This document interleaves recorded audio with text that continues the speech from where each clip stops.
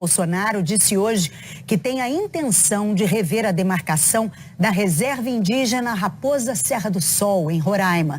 Ele inaugurou um colégio na região da Baixada, no estado do Rio. A escola começa a funcionar em fevereiro e vai oferecer 60 vagas no ensino fundamental para filhos e órfãos de policiais militares e bombeiros. O nome do colégio é uma homenagem ao pai de Jair Bolsonaro, o dentista Percy Geraldo Bolsonaro. No discurso, o presidente eleito disse que esse tipo de parceria entre a Prefeitura de Duque de Caxias e a Polícia Militar deve ser estendida a outras cidades. Ninguém consegue ordem e progresso se não tiver disciplina e hierarquia. Vem daqui, então, um novo modelo de educação. Jair Bolsonaro estava acompanhado do filho, o senador eleito Flávio Bolsonaro. O presidente eleito voltou para casa no Rio e não teve mais compromissos públicos. No fim da tarde, o presidente eleito respondeu ao Jornal Nacional, por mensagem de voz, algumas perguntas sobre demarcação de terras indígenas. Ele falou da possibilidade de rever a criação da reserva indígena Raposa Serra do Sol, em Roraima. A área tem 1.700.000 hectares e é uma das maiores terras indígenas do país. O Monte Roraima está na reserva e no topo tem a tríplice fronteira entre Brasil, Guiana e Venezuela. Na década passada, o território foi alvo de uma disputa judicial entre a União, o Estado de Roraima e produtores de arroz. Mas, em 2009, o Supremo Tribunal Federal determinou a demarcação contínua das terras, de acordo com o decreto assinado pelo então presidente Lula. Hoje, o presidente eleito negou que já exista um plano definido para mudar a demarcação da Raposa Serra do Sol. Não há um plano nesse sentido, há uma intenção.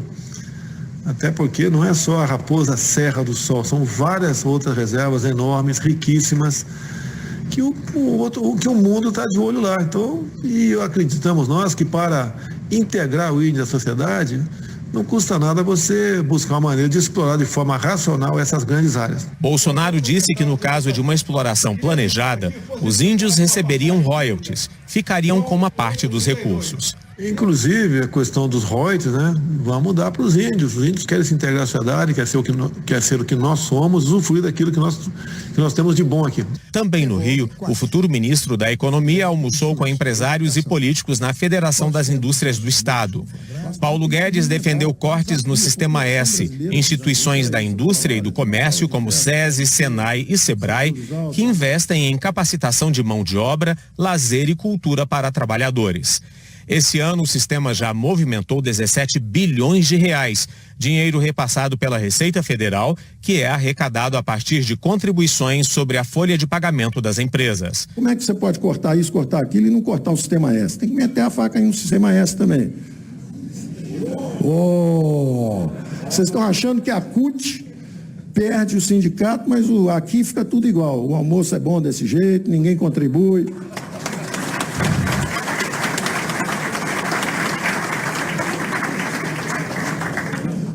Eu acho que a gente tem que cortar pouco, para não doer muito. Se tivermos interlocutores inteligentes, preparados e que queiram construir, como Eduardo Eugênio, a gente corta 30%. Se não tiver, é 50%. O presidente da Firjan, Eduardo Eugênio, que administra os recursos do Senai e do SESI no Rio, disse que todas as organizações e instituições no Brasil devem melhorar seus custos, mas destacou a importância do investimento em mão de obra. O Itamaraty atendeu a um pedido da equipe do presidente eleito e desconvidou os representantes de Cuba e da Venezuela para a cerimônia de posse. Hoje, o futuro ministro das Relações Exteriores, Ernesto Araújo, não quis comentar o desconvite aos presidentes da Venezuela e de Cuba para a posse do presidente eleito, Jair Bolsonaro. Seria inviável mesmo o convite? Mas tudo foi dito nas redes sociais. Ontem cedo, Ernesto Araújo disse, abre aspas, em respeito ao povo venezuelano, não convidamos Nicolás Maduro para a posse do presidente Bolsonaro. Não há lugar para Maduro numa celebração da democracia e do triunfo da vontade popular brasileira. Fecha aspas. Horas depois, foi a vez de o ministro de Relações Exteriores da Venezuela, Jorge Arreaza. Ele disse que Nicolás Maduro foi convidado oficialmente para a posse e apresentou 2 notas diplomáticas do Brasil com os convites. Uma da Embaixada do Brasil na Venezuela e outra do Ministério das Relações Exteriores. Em seguida, a Reasa publicou outra nota, a resposta aos convites, em que diz que Nicolás Maduro nunca considerou participar da posse de um governo como o de Jair Bolsonaro. Ontem, no Rio, o próprio presidente eleito comentou que Maduro e o presidente cubano, Miguel Díaz-Canel, não seriam convidados. Maduro, ele não vai receber. Nem ele, nem o ditador lá que substituiu o Fidel Castro. Fidel Castro não, Raul Castro. Hoje, o deputado Eduardo Bolsonaro, filho do presidente eleito, disse numa rede social: teremos muito mais gosto em ver na posse de Jair Bolsonaro os venezuelanos que fugiram da narcoditadura do que autoridades ainda legalmente constituídas da Venezuela. Sobrou para o Itamaraty, que confirmou hoje que convidou sim, mas depois cancelou os convites para os presidentes da Venezuela e de Cuba. O Itamaraty afirmou ainda que, inicialmente, o futuro governo de Jair Bolsonaro tinha recomendado que todos os representantes de países com os quais o Brasil mantém relações diplomáticas fossem convidados, mas que depois recebeu uma nova orientação do governo eleito para excluir Venezuela e Cuba da lista.